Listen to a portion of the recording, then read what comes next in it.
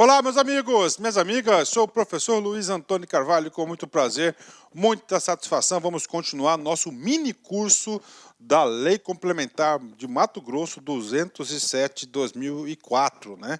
Essa lei aqui, ela traz o que? Ela trata sobre o regime disciplinar. Nós temos 10 capítulos, cada capítulo a gente vai abordar em uma aula. E agora chegou a hora aí das responsabilidades, né? Ou seja, responsabilidade de quem? Do agente público, ou seja, aquele servidor público no exercício de suas atribuições, se vier aí a transgredir qualquer item do estatuto do servidor público, por exemplo, né, os deveres, as suas proibições lá, devidas proibições, ele poderá o quê? Responder, ou seja, ele é responsável pelos seus atos. E essa responsabilidade, ela pode ter 3 esferas: civil, penal ou administrativamente. Olha só. Então, o servidor responde. Então, responsabilidade, você tem que vincular a palavra responde, né? Olha aí. O servidor público responde. Civil, fórum civil. Penal, fórum criminal.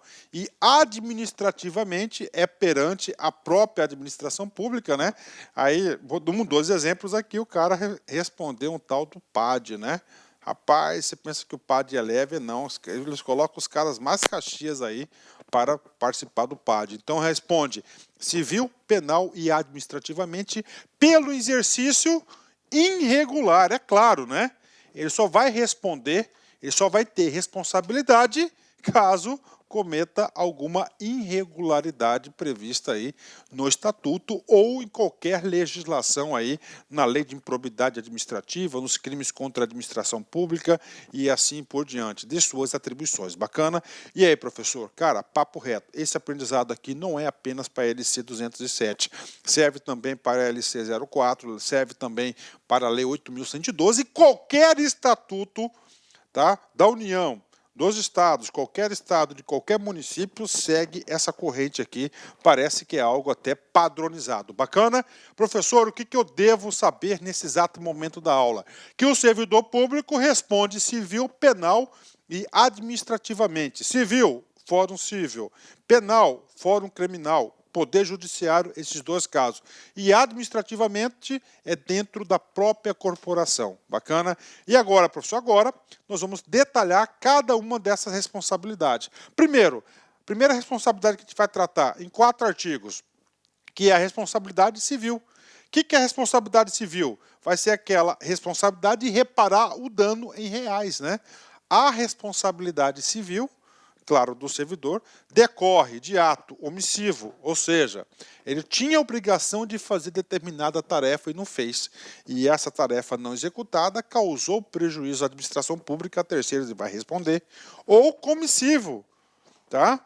O que acontece? Não era para fazer, mas ele fez. Pronto, aí ó, comissivo. Doloso, ele teve a intenção, dolo, né? Culpa, ele fez, não tinha intenção, foi por uma imperícia, por exemplo, né? Dolo, culpa, que resulte prejuízo ao erário ou a terceiros, né? Muito importante, o examinador pode querer cobrar isso de você. Então, a responsabilidade civil, ela somente pode acionar se ela teve o quê? Um prejuízo. Se teve o quê? Um dano, né? Esse dano aqui tem que ser necessariamente materializado, tem que ter um tal de valor da causa, né? E esse dano, professor, é a quem? A 2 pessoas, né? Ao próprio Estado, aí, ao próprio Estado, né? Ou ele provocou um dano a terceiros, né? Então tá aí para vocês, né? Então, isso aqui é uma característica da responsabilidade civil, né? Ah, professor, eu vi uma ação aí de danos coletivos, né? Sim, o cara fez uma atitude aí que aí o Ministério Público pode entrar com uma ação aí de improbidade, de reparação de danos aí. Por quê? Porque houve o quê? Um dano coletivo à imagem dos servidores, ao Estado. Claro que pode, né? Pode ser material também. O cara destruiu uma viatura, então ele vai ter que pagar por isso aí e assim por diante. Então tem que ter, no civil tem que ter um prejuízo, tem que ter um dano, tem que ser retratado em reais, né? E agora, professor, agora a gente vai continuar com a responsabilidade civil. Tem outros detalhes, vem comigo aqui.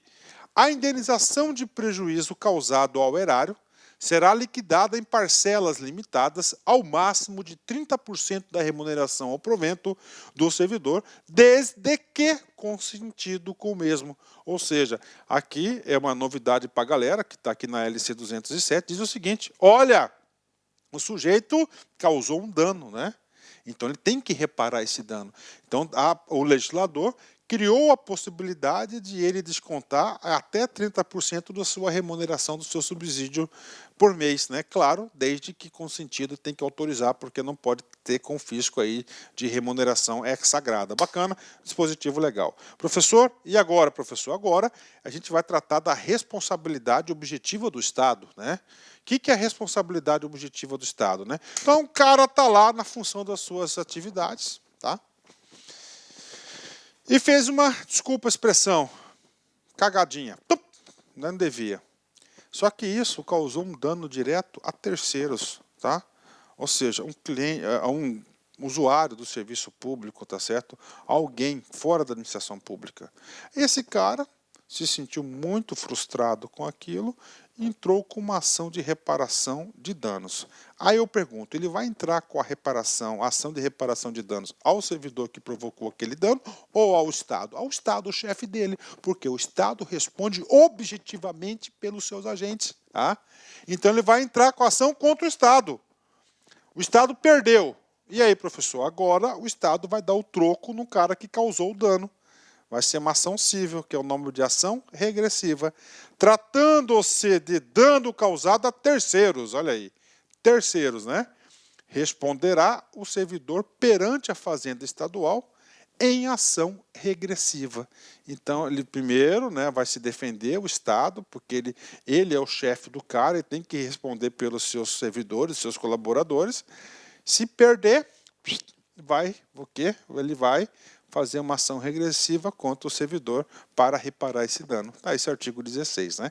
E, finalmente, para acabar a relação de responsabilidade civil, a obrigação de reparar o dano estende-se aos sucessores e contra eles que ele será executada até o limite do valor da herança recebida. Né?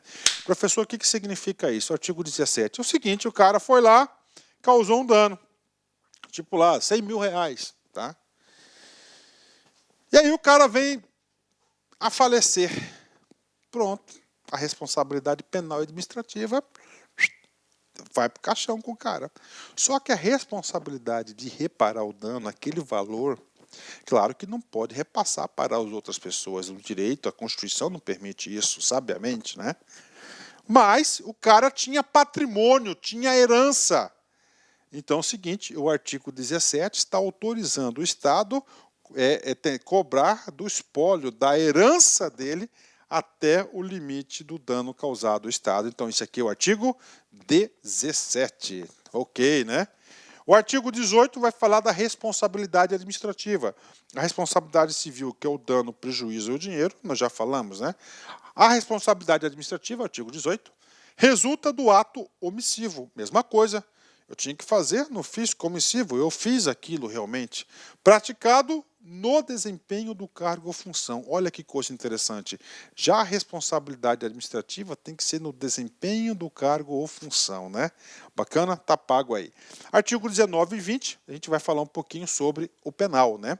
As sanções cíveis, penais e administrativamente poderão acumular-se independentemente entre si. Isso acontece muito. O que acontece aqui, gente, né? Então o cara faz uma merda lá, desculpa a expressão, né? Ele responde 3 processos. Haja dinheiro com advogado civilmente, né? Claro que a civil vai ser depois, né?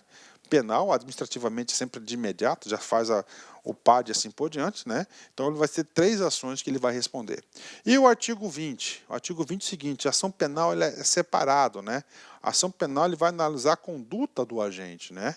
Olha só, então uma causa de excludente da responsabilidade civil e administrativa do item 19. O que acontece aqui? Ó?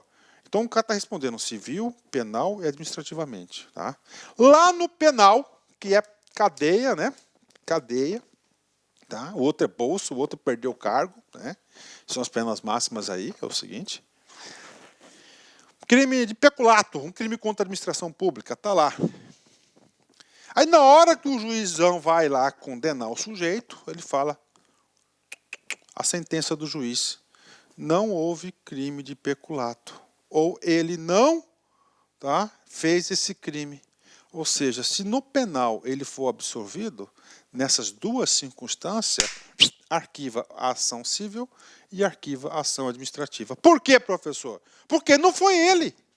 Está lá o penal manda nesse caso, né? É o juiz de direito, que ele é o responsável, especialista para analisar essas condutas. Isso que está retratando aqui no artigo 20. A responsabilidade civil ou administrativa do servidor será afastada no caso de absolvição criminal que negue a existência do fato. Então era peculato. Não ocorreu peculato. Decisão do juiz. Pronto, arquivou. Ou a sua autoria. Sim, houve peculato, mas não foi o fulano, foi outra pessoa. Então, nesses casos aqui, será afastada a responsabilidade civil e administrativa do servidor. Pronto, responsabilidade paga, está no bolso aí da galera. Bacana? Encerramento de sempre, né? O que você tem, todo mundo pode ter. Mas o que você é, ninguém pode ser. Então, olha só, né? O que você tem? O que você tem? Coisas materiais, né? Isso aí todo mundo pode ter. Mas aquilo que você é, honesto, integridade, determinado, amoroso, né? Ninguém pode ser. É só você que pode ser determinada pessoa, né? E a combinação extraordinária desses fatores que eu falei. Forte abraço, fique com Deus. Até a próxima, se quiser. Fui, tchau. Clique like.